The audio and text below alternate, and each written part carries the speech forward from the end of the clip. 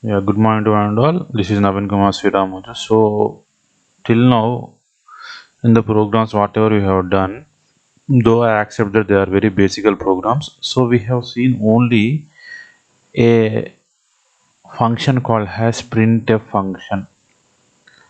So, whenever you are using printf function, so it is considered as an output function or output statement. So, which is just to print the given text. So, if at all I want to print something, so this printf will be used. If at all I want to print a calculated value, this is print. This is the function used for printing. I'll take an example like in the first program we have gone with addition program. So whenever we are talking, we have seen about the addition program. So I have taken a variable called as a and we have taken 2 for that. We have taken a variable called as 3 and further we have taken 3 and I have implemented logic like c is equal to a plus b, which will be 2 plus 3, which will be 5. So this is very simple to look, but there is a problem here like if at all you execute the logic of a plus b and store it in C, when a is equal to 2 and b is equal to 3, you execute it for first time, it will give 5. If at all you execute it for 100th time, it will give 5. So this is nothing but the correct implementation of logic, but the values will not change, and this is the type of allocation called as static memory allocation. Static memory allocation. So this is the problem where you can have different types of calculations but not only 2 and 3. So we may want to go with 4 plus 6, we may want to go with 6 plus 9, we may want to go with 7.0 plus 6.9. So there are different types of calculations that are to be performed, and the values we are storing will be totally depend upon the user requirement. So it is like the value which is to be set has a fixed value, the value given to b is also set has a fixed value, and which is not useful when you are going with the complex calculations. For that, what we'll do is we'll be going with a new type of memory allocation called as dynamic memory allocation. Dynamic memory allocation, where what you will do is we will be just declaring the variables like a, b and c, and whenever we are going with the first time execution, we may go with 2 comma 3, which will give 5. The second time execution will be like 9 comma 6, will give us some 15. So third time execution is like 7 comma 4, which will give 11, and we can take any number of examples in order to make it understandable. Now here in dynamic memory allocation, what we'll do is we'll be going with just variable declaration, and the values to the variables are assigned through keyboard at the time of execution, right? And this is called as dynamic memory allocation. So in order to have a proper idea of this, we will be performing two code developments, right, in the form of two programs. Like one is reading a character integer value and float value, the second one is reading the salary and the bonus. So let's start the program like this.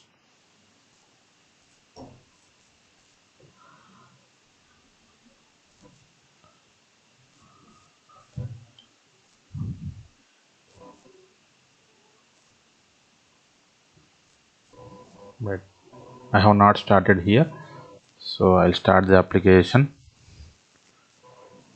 right?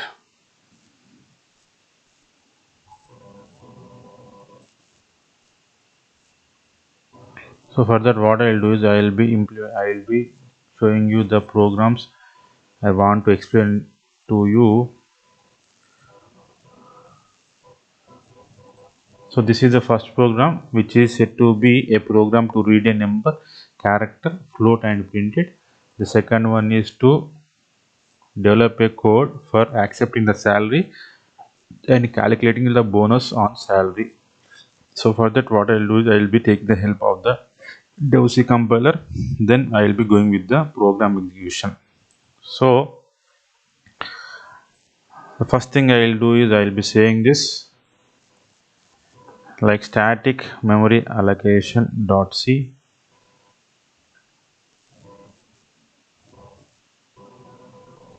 Right, so I'll be trying to write a program like this: hash include stdio dot h, hash include conio dot h, int main. Right, then what I'll do is I'll be declaring three variables here. Why? Because one is for character, one is for integer, and one is for float. So character c, h, integer n, and float uh, float is some a. Now what I'll do is I'll be trying to ask the user to enter the input like with the printf statement. So enter the values of ch comma n comma f.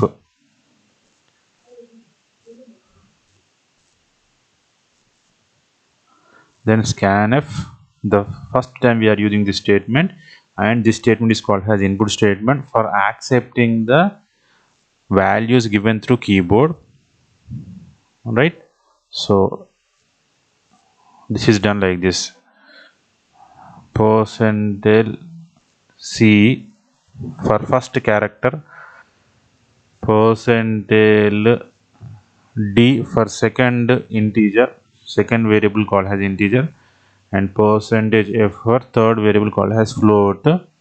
Then ampersand ch comma ampersand n comma ampersand a.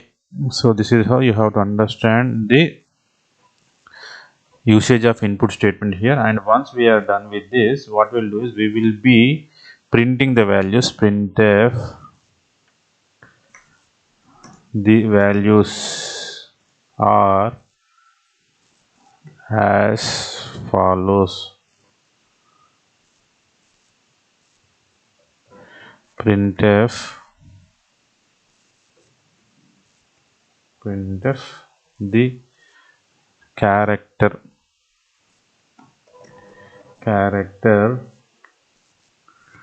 is percentage c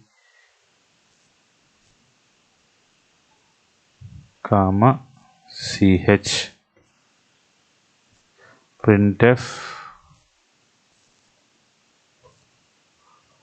the integer percentage d comma n. Printf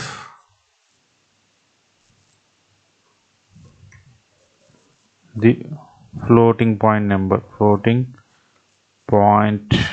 or else we can write like decimal is percentage f comma a. So this is all about the acceptance of the values through keyboard and printing the values. Then once we are confirmed that the code developed is done, then we'll be going with the last statement called as return 0, then saving it, then F9. So we do not have any errors and any warnings here, right? Then F10. So it is asking us to enter the values of the three things. One is the character, the second one is the integer, the third one is a float. So I'll write q 2 comma 7.9. Right, once it is been done, the values are as follows: the character is q, the integer is 2, and the floating point number is 7.9. 0 0 0 0 0. So this is all about the first program we wanted to discuss. So now what we'll do is we'll be going with the second program where you have to accept the salary and you have to print the bonus of the salary, right? For that what I'll do is I'll go with this one. So this is how you have to understand, like we have to accept the salary and we have to calculate the bonus of the salary as 25%. So for this we require two variables here. One is the salary and the second one is the bonus, right? The first one is the salary. This is the first variable. The second one is the bonus. This is the second variable. So as a whole you will be taking two variables. So salary will be in the form of decimals, then you take float, and bonus will be also in the decimals, so we take float. So we require two variables and two variables are float variables here. So for that what I will do is I will be taking the stage 2 Dev C++ new source file. So save it first of all with the save as option, and it is like salary bonus dot c file, right? Ash include stdio.h, ash include console input output.h. These are the two preprocessed directives for performing the basic operations. Then int main, then we'll be going with the declaration of variables, like in float we'll take float salary comma bonus, right? Then we'll go with the printf statement where it will be asking us to enter the values, right? Enter the salary, right? Then scanf, then percentile f comma salary, right? Then bonus will be 20% of the salary. That means salary into 20 by 100. That means we can write 0.2 here, all right? So then printf the bonus. The bonus is percentile f comma bon. This is all about the simple program. Once we are done with the program, we'll go with the return statement here, right? And we will be saving this and we will be executing. So saving is done using save option and F9. There are no warnings and there are no errors here. If at all you see the downside of the screen, then we'll be going with the F10 where it is asking us to enter the salary of the employee. So suppose I take 20,000 rupees, then what happened is it's not been giving out the bonus properly. So for this what we have to do is we have to go with the changes in the program.